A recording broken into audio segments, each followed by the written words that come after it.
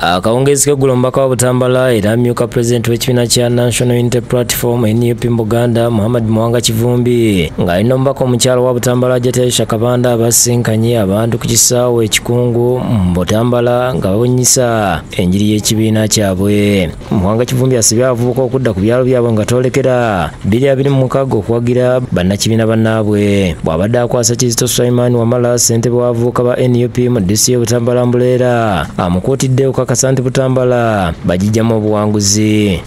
Tubasaba akulembera abavubuka n'akakiiko k'abavubuka kabeka National Unity Platform Butambala kampeyini yaayo ey'okumyusa essaza lino ku bavubuka tukiguddeyo olwaleero.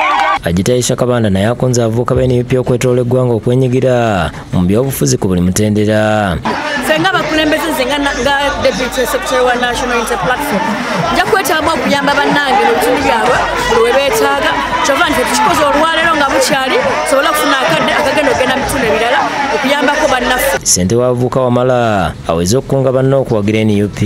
Omulimu ogumpeereddwa ngenda kwongerako bwongezi era kufungiza n'abali basigalira bonna tubeere kimu Butambala emyuke.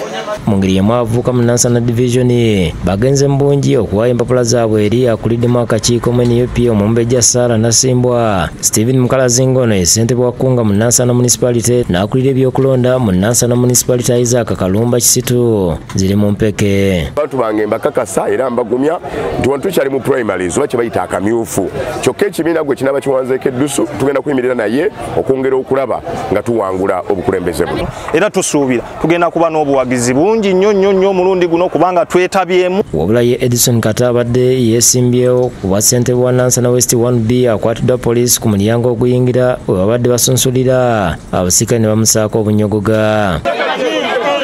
Kino kirabudde abawagizi be ne bateekawo embeera okulemesa poliisi okumutwala nga babuuza kyakoze ne bajja olupapula okulusomera abantu nga lulaga nti yabanjibwa emitwalo 21 nga kigambibwa tiyazeewolewa Manerenda okukubisa ebipande ne zimulemerera okusasula. As noted, whereas the sum has not been paid to the holder of the abawagizi ba Kato basazeewo okwesondamu ensimbi nga Ntalekalema atulaze ekiwandiiko kye babaze ekiraga okusasula Manerenda. Ne tuba nga tumusasudde ssente ze ne zikola ki ne ziggwayo ne batuwa n'ekifaananyi kyabwe.